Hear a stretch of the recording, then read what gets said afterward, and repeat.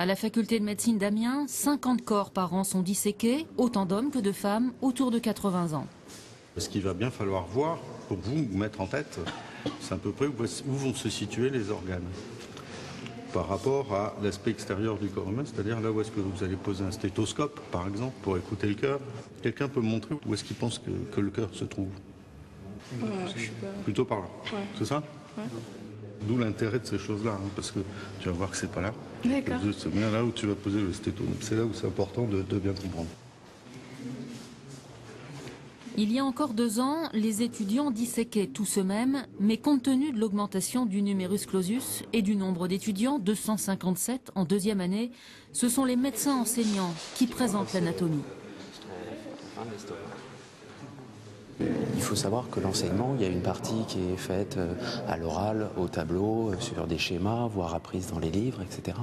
Et donc là, en fait, c'est un petit peu la jonction entre ce qui est abstrait et puis la vérité. Alors, les étudiants passent dans des stages hospitaliers, mais un petit peu plus tard, où ils vont voir l'anatomie sur le vivant au cours d'interventions chirurgicales. Et là, donc, c'est le premier contact, peut-être déjà avec la mort, et puis aussi avec l'anatomie sur des sujets anatomiques en vrai. Voilà. Donc si je suis maintenant le pédicule mésentérique, si je suis la veine mésentérique supérieure. C'était la première fois que j'étais confrontée face à un mort. Et c'est sûr que ça fait bizarre parce qu'on s'identifie quand même à la personne.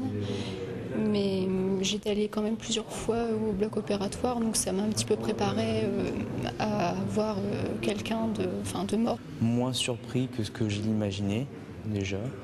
Et puis voilà, voilà, faut pas. C'est pas anodin tout de même, surtout quand on a 20 ans. Ouais, c'est quand même beau, ouais, faut pas faire de blocage dessus, quoi, c'est tout. Avant d'entrer dans cette salle de dissection, il y avait un peu d'appréhension chez toi? Beaucoup d'excitation, une attente, parce que c'est quelque chose qu'on a, je pense, plus ou moins tous envie de faire. Mais après, c'est sûr qu'on ne sait pas comment on va réagir, est-ce qu'on va tomber dans les pommes ou pas, c'est toujours, voilà, c'est particulier, mais après, comme je vous dis, on s'habitue très vite.